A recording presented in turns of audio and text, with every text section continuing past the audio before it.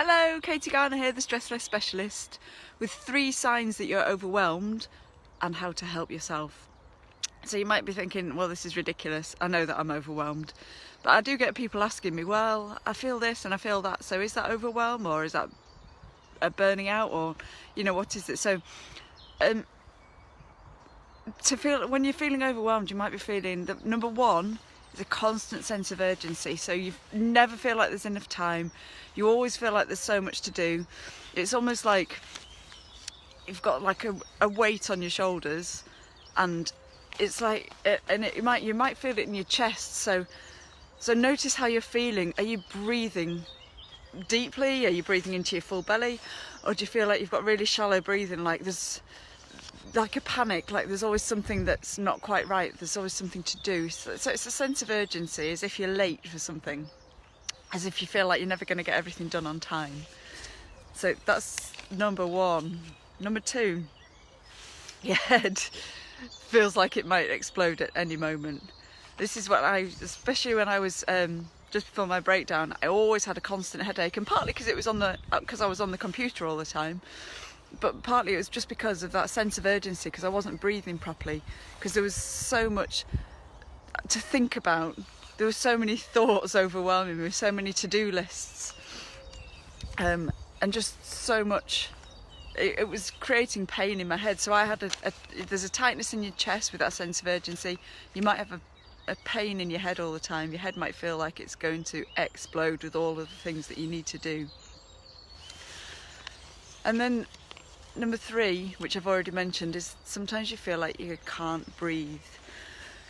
It's like there's such a panic in your chest that you don't feel like you can ever quite catch your breath. So you might find yourself having to sigh quite a lot. And it comes with anxiety as well. This is really anxious breathing. And actually, it's the natural way that we learn to breathe when we're older. If you watch a child breathe, or a baby, they take really full, deep breaths into their belly. Unless they're crying or upset, then you see them do this panicky breathing. But as adults, we kind of do that anyway. We learn to breathe in. I don't know if it's when we're younger and we're putting tight trousers on, and they say breathe in and you pull your belly in. Well, actually, the opposite is the more natural way. So how you can help yourself out of overwhelm is to learn to breathe into the fullness of your belly. So as you're breathing in, inhaling, push your belly button out. And as you're exhaling, pull your belly button in towards your spine. And really allow all that breath to leave your body. So breathing in, you push your belly out, push your chest out, raise your clavicles, your collarbone. And as you breathe out, push your belly in, push your chest in, allow your collarbones just to drop. So breathing in, expanding your belly, expanding your chest, raising your collarbone. As you breathe out, contracting your belly, contracting your chest, and lowering your collarbone. Now just focusing on this kind of breath, this belly breathing. It's called ocean breath because it's like a wave washing over you. Can really focus the mind into that relaxation mode. And if you can do this for 10-15 minutes a day is the optimum, but just for a couple of minutes will really help you to just start to alleviate that sense of urgency, that panic. Now if you can do that for 15 minutes, so 15 minutes a day of a meditative activity which helps you to breathe fully in this way. So it could be meditation, it could be yoga, tai chi, even prayer. Something that helps you to breathe properly, breathe fully into your belly, where you can focus on a repetition. So it might be focusing on repeating that breath. It might be focusing on a word or a mantra or a sound or a colour, and then also disregarding everyday thoughts. This is what switches on your relaxation response and switches off all of those stress hormones in your body that have been giving you that sense of urgency and that pain in your head and stopping you from breathing properly. So to switch on your relaxation response, switching off those stress hormones helps you with your overwhelm.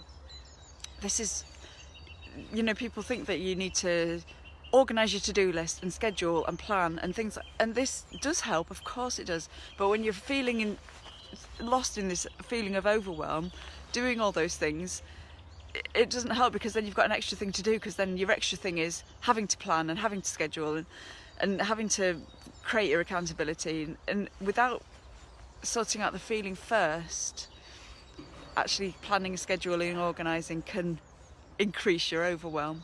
So help with the feeling first, breathe properly or meditate, focus on something different, disregard those everyday thoughts of your overwhelming issues, like the challenges, the things that you've got going on. If you can focus on distracting yourself from those for a few moments while you calm down the stress hormones in your body, then you can get onto your planning, organising. You can see things from a different perspective. Alright, I hope that really helps you today. So whatever you're doing today, just take a few moments out. I know you feel like you haven't got time, but how much time? It feels like it'll cost you something to take a few moments out. Does that make sense to you? So if it feels like it's going to cost you, oh my god, well I won't, if I take 15 minutes out to breathe, ridiculous, as if I've got time for that. If I take 15 minutes out for that, then I'm not going to have time for this and this and this and this. But how much is it actually going to cost you in the long run to carry on doing those things and ignore your health, ignore your body that's actually screaming at you to just take a break? 15 minutes to take a break is not going to have any detrimental effect on the things that you've got to do. All it's going to do is give you a fresh perspective and enable you to be more productive and more effective as a human being, and then your to-do list will get done way more effectively. Alright, I'm going now. Take care. Bye.